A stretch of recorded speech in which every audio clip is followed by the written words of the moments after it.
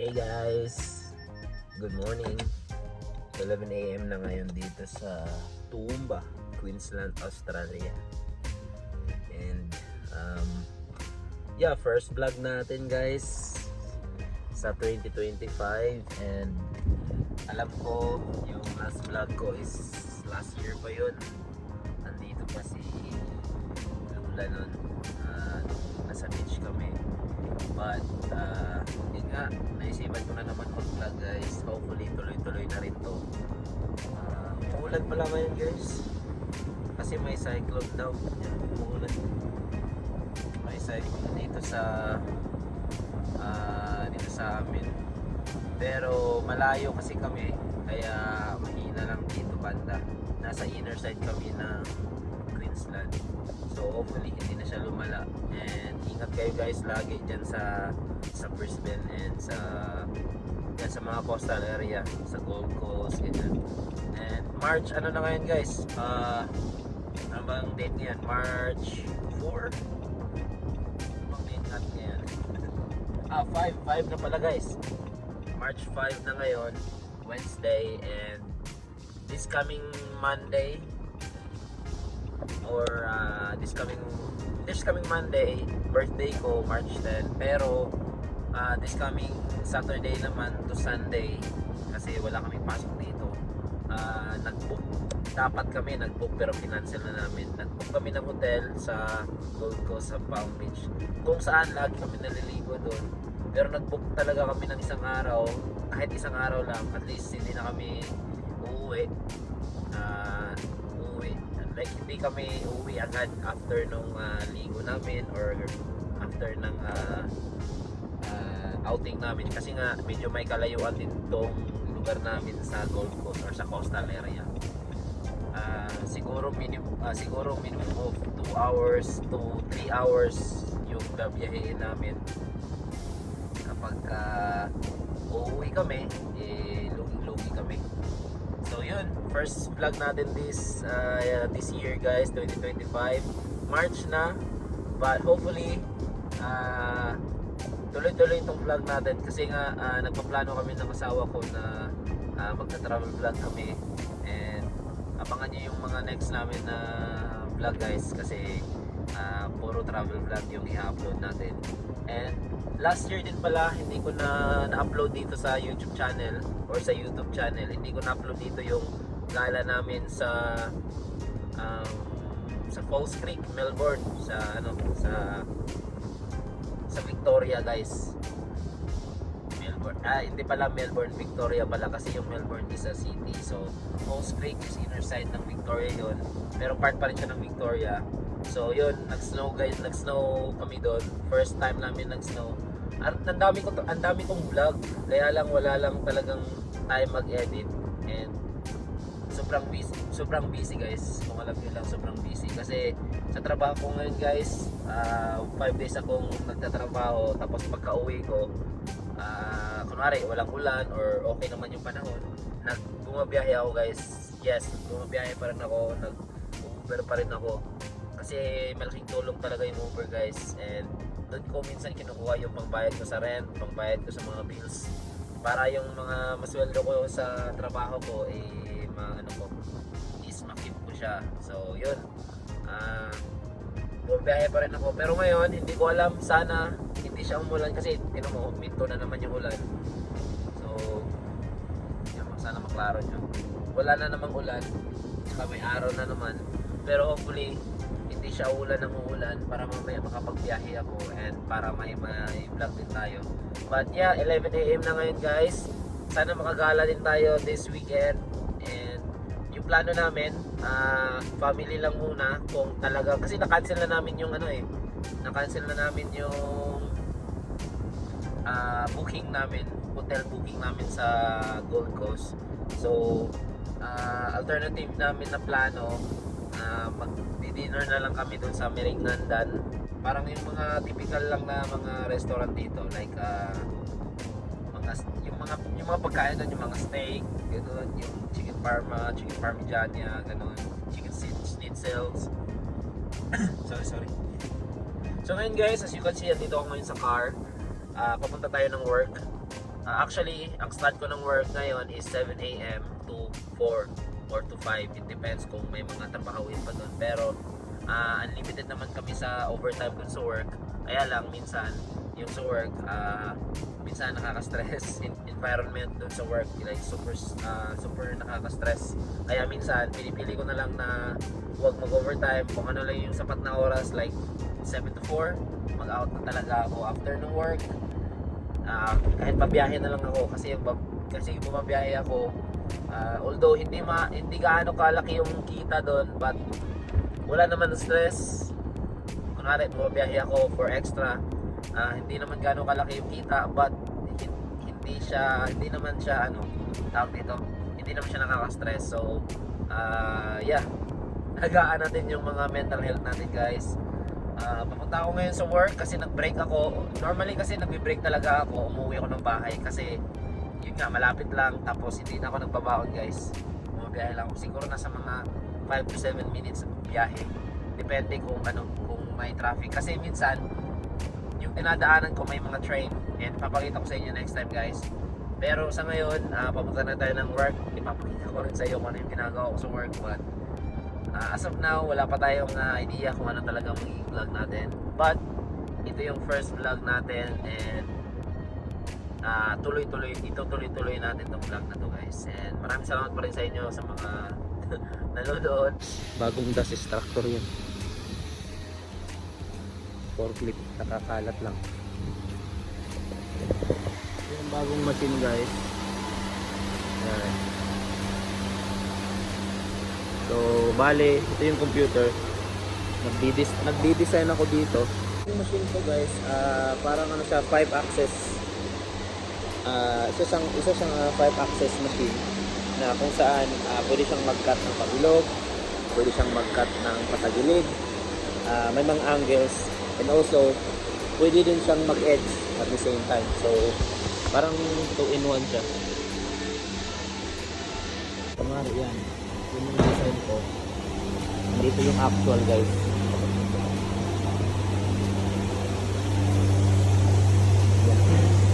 So ang ginagawa, kinakat siya tapos nag-edge. So yung machine, guys, hindi kayang i-cut na dito lang makakat saka din sa kabilang machine.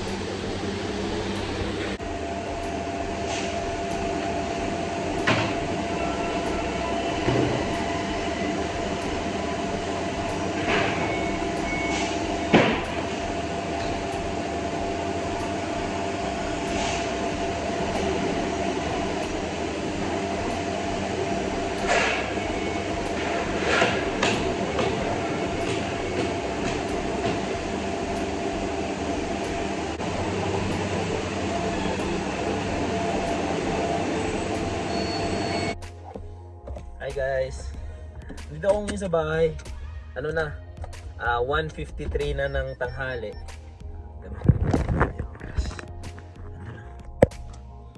Oras 1:53 na. So bale, umuwi na naman ako kasi second break ko, 30 minutes break. Yun lang, uminom lang ako doon ng tubig tsaka yung pinagmerienda. And yun, so far mahangin lang pero hindi naman malamig. Pero tingnan mo yung ulap, guys, puno ng clouds. Lagay lang kanina 10 AM umulan pero hindi naman umulan, puno ng clouds. So hopefully mamaya para makapagbiyahe tayo, extra income din yun kasi nga lagi lang kami di mag-gala, guys. Ho kami sa gala kasi nga every day, every weekdays nagtatrabaho, tas yung Saturday, Sunday yun yung amin, tapos minsan Sunday nagtatrabaho din ako kasi may extra sa work. And sayang, guys, kasi malaki ang sahod, malaki yung kinikita namin doon kapag Sunday, double pay. So sayang din kapag tinanggihan. And malaking na rin yun, parang kalahati ng buong linggo mong tatrabahuin yun kapag kalahati. Kasi sa 10 hours mo nun, let's say 20 hours, sa 10 hours na trabaho mo, let's say 20 hours ang sahod. So talagang parang buong parang kalahating linggo linggo mo na siyang tinatrabaho, tapos tatrabahuin mo lang ng isang araw, tapos extra lang yun. So sayang, parang hindi ka rin makatanggi kapag inoferan ka. Kaya lang, every Saturday hindi talaga ako nakakalaro. I mean, hindi talaga ako nakakapasok ng trabaho. Kasi nga may sinalihan akong liga, basketball league dito sa Australia. And kasamahan ko yung mga barkada ko nung high school pa ako, tsaka yung iba bago lang din doon sa kanila. Pero ngayon, naging barkada ko na, sobrang tagal na rin kasi wala ako doon sa field ko dami na rin dumating. So yung iba, naging barkada ko na rin. Tapos yun, doon lagi ako naglalaro. Doon kami sa Camucho, sa Muray Field. And medyo may kalayuan yun, 2-3 hours away yun, 2.5 hours yun galing dito sa amin. Pero ang ginagawa namin every Saturday ng umaga, bumiyahe kami ng hindi naman sobrang aga, like 5, siguro mga around 7 or 8. Tapos pagdating namin doon mga 10 or 11, may time pa kami para humala doon sa Brisbane City. Tapos doon naman sa Brisbane, from Brisbane to doon sa nilalaroan namin, nasa mga 45 to 1 hour, depende sa traffic. Kasi may mga city talaga na traffic. Kaya ngayon, pabalik na ako ng work, guys. And update ko kayo later after ng work. Out ako ng 4, magtutuna. So after work, hopefully makapagpahinga lang ako and makapagbiyahe tayo. Extra income din, update ko kayo guys kung magkano kikitain natin. Hi guys, sama ko papa ko sa work. Okay pa, matayo-tayo lang, walang trabaho. Gala-gala ba? Gala-gala lang.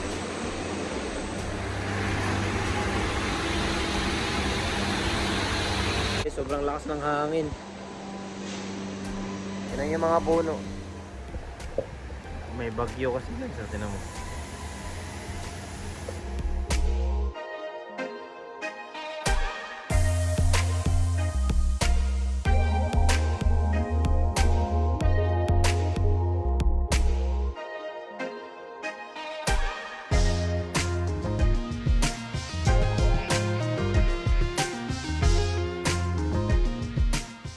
Hey guys, 4:56 na ng hapon. Dapat 4 uwi na ako, pero tinapos ko lang yung trabaho ko kasi kailangan na nila para simula bukas ng umaga, dire-diretso na yung pag-assemble nila. So yun, pupunta na ako sa car guys. Nandun yung sasakyan ko, kulay puti.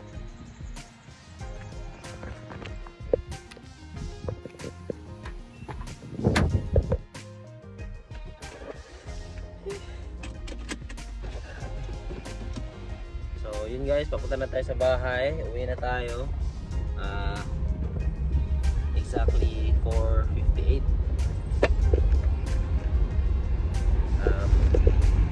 Uwi na tayo para babiyahe.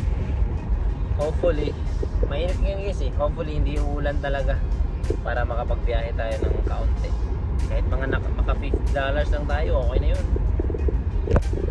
Hey guys, so exactly 5:46 na ng hapon and may order ako.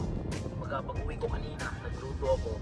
Tapos nagluto ako kasi nagluto talaga ako guys. Hindi ako nag-lunch Tumaga ang first kain ko is yung nasa mga around 10 or 11 na break time ko yung first. Tapos second break ko nung mga 1 or 2. Hindi na ako kumain hanggang 5 ngayong hapon.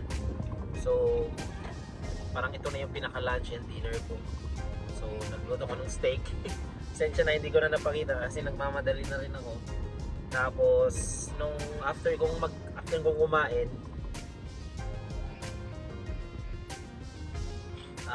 kumain, nag-on ako ng apps, ng application ng Uber. Tapos nagkaroon agad ng order. So kinuha ko na agad. Nagbihis lang ako. Tapos yun, punta ako ng car tapos biyahe. So ngayon guys, andito ako ngayon sa GYG. Yan o. Dito ako sa GYG. Kukunin ko lang tong order guys. Kasi sayang din. Dalang order to. Hey guys, nakuha ko na yung order. So, yun guys. Update lang. Kung napapansin nyo guys, maliwanag na maliwanag pa talaga guys. As in, hindi pa lubog yung araw. Hindi pa sunset. Anong oras na?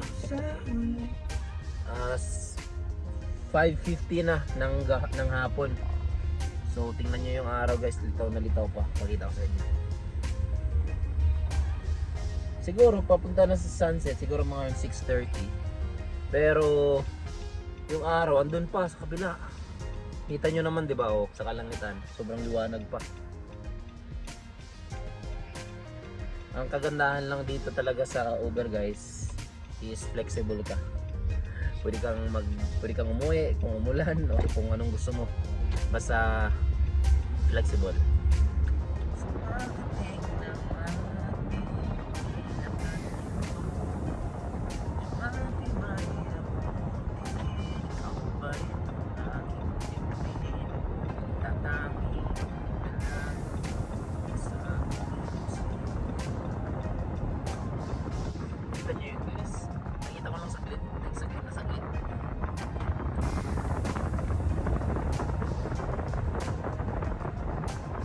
First orders, punta tayo malapit sa bahay. Na-deliver ko na, and just like that guys, 5:59. Meron na tayong $10.33. Papakita ko sa inyo yung screenshot. Hey guys, ako ngayon pa lang pa-sunset. Medyo matilim-tilim pa na. Pero kita nyo naman sa paligid, may araw pa rin. 6:24 na guys. Yo guys, time check guys, 7:53 na. Ayan, 7:53 na. So mga 2 hours na tayong nagbabiyahe guys, pero meron na tayong mga 60 yata. Mga 60 plus na tayo, tapos may isang order pa tayo.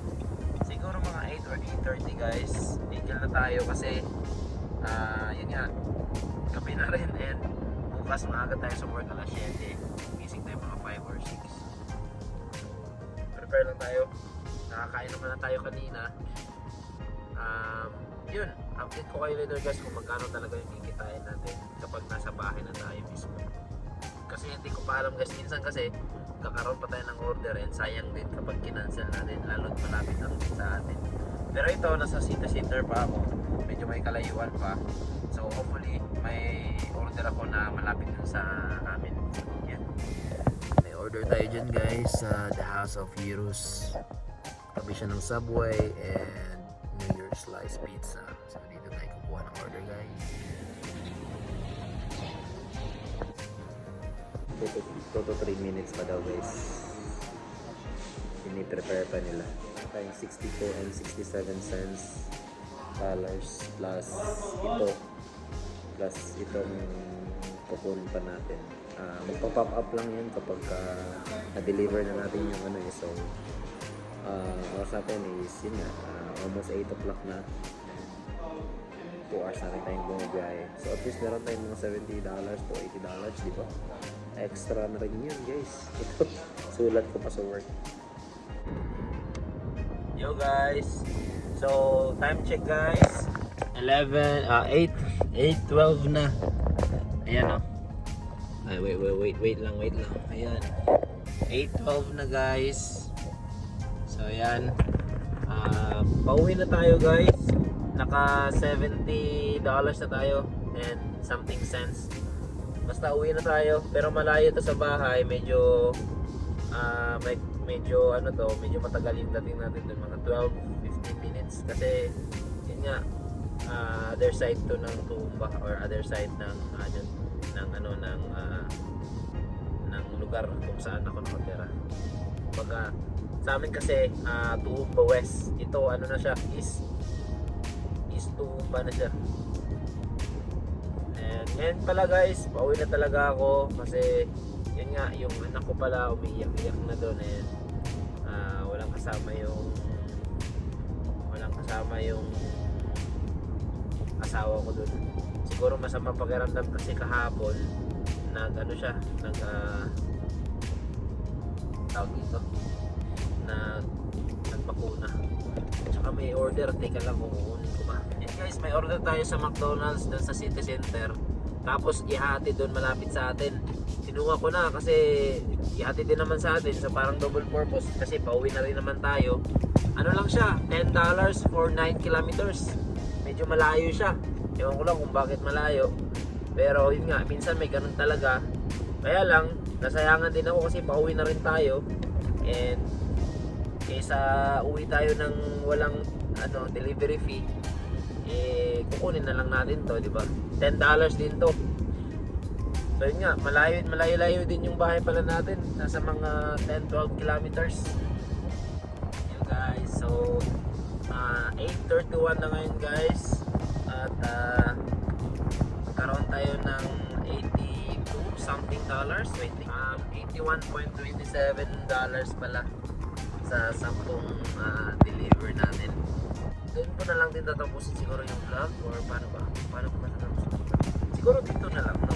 Kasi pauwi na rin naman ako wala na akong gagawin sa bahay. Papahinga, catch up sa mga bata. And yeah, tomorrow magpa-vlog ulit tayo. Pero hopefully ma-edit ko to ngayong gabi and i-upload ko para at least tuloy-tuloy yung vlog natin guys. But yeah, kita-kits tayo guys sa next vlog ko. And please don't forget to like, share, and subscribe. Yun, kita-kits tayo guys. Maraming salamat sa panonood.